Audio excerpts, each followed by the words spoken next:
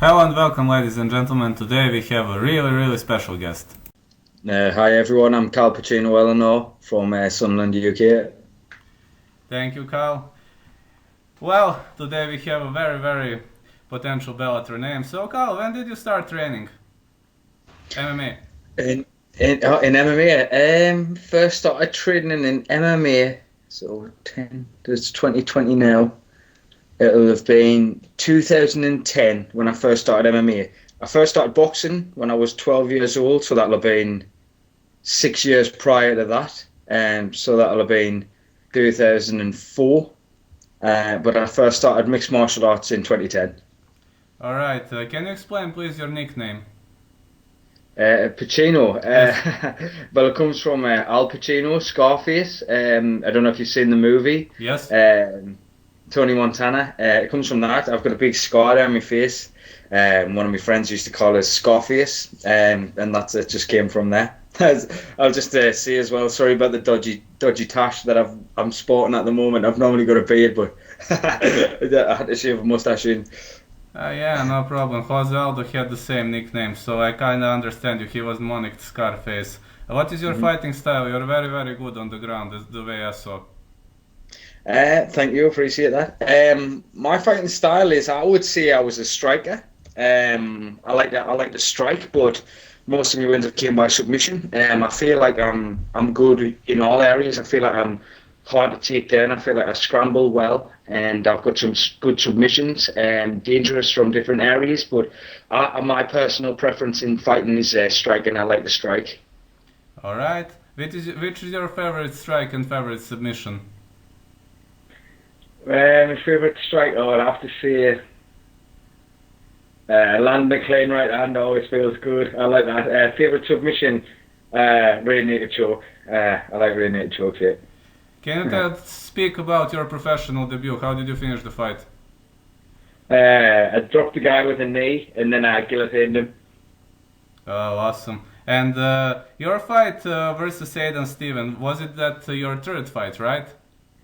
Yeah, he's a good guy. He's doing well now in Cage Warriors as well. He's been killing everybody. Yeah, that was my third fight. I had a long layoff and then came back and then fought Aiden for my third fight, yeah. In ACB 54, you fought Declan Williams, if correct me if I'm wrong. And what is the difference between ACB and other promotions where you fought? ACB at the time, they'd only done one show in the UK prior to that, but I already knew who it was. It was a big Russian event.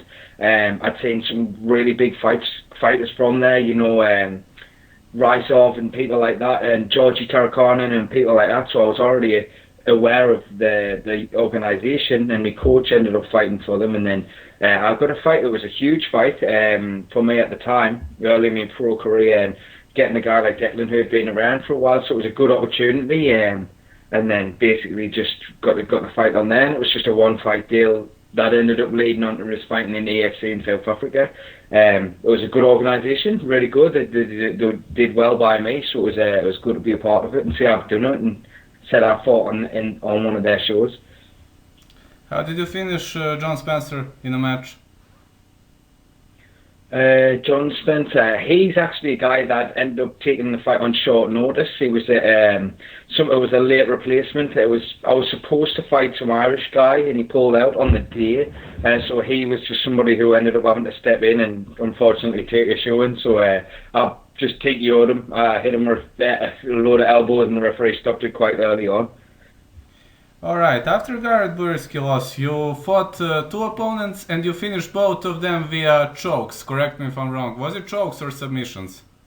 So basically, I lost the controversial decision when I beat Garrett Buriski. When I beat him fair and square, and I lost that and lost me unbeaten. Yeah, very controversial loss. But then I won by guillotine after that, and then so two submissions, guillotine after that, and then I won by rear naked choke, yeah. So you basically won both of them via first round submission, and you say you're a striker, which is kind of controversial, but alright. How did you defeat Nathan Grayson? Rear naked choke. That was a tough fight as well. It was a good fight.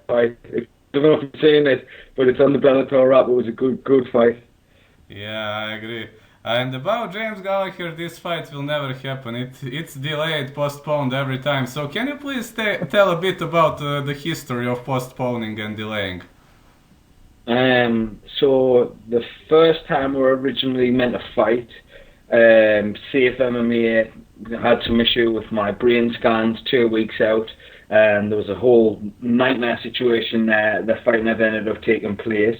Then we got rematched when everything was cleared with my brain scans that said I was able to fight again. Everything was cleared, so then we got rematched again. And then James pulled out like 2 weeks out from the fight there and said he had a bad back. And then this time we were set to fight in 6 weeks time, 6 weeks on Saturday.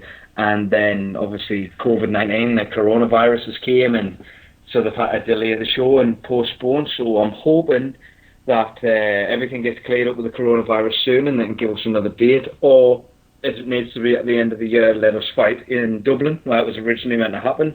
I'll be cool with that, but time will tell. Where did you learn to fight so well? I mean, to be so quick and so on, and who are your coaches? I mean, that's something that's kind of trademark of yours. Very, very fast strikes and very, very fast transitions. Yeah, I think it's just well, obviously, I'm always in hard situations like that. In the gym, I always have hard sparring, hard wrestling, hard grappling constantly, and I feel like that's something that I got from early in my career as well as starting so young boxing. I had 26 fights in boxing, winning national titles in the UK before I moved to MMA, and getting that kind of pedigree was kind of what kind of instilled that fast, just aggressive style in me anyway, and that's kind of what's translated now to my professional career. It's just always stuck with us, and I like to push a hard pace, and I feel like that's how most of my submissions do come, by people making mistakes when we're in these kind of transitions, and me landing some submission or landing a shot that helps us get the finish.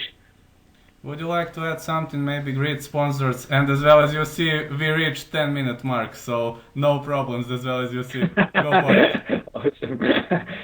Yeah, just I'd like to thank my team, Northeast Jiu-Jitsu and TFT. Bellator, obviously, for keeping us on their roster and keeping us busy. You know, they've looked after us massively. And all my sponsors, there's too many to list one by one, but massively thanks to them. Strap1watches.com, that's the one, so check them out. That's it, thank you.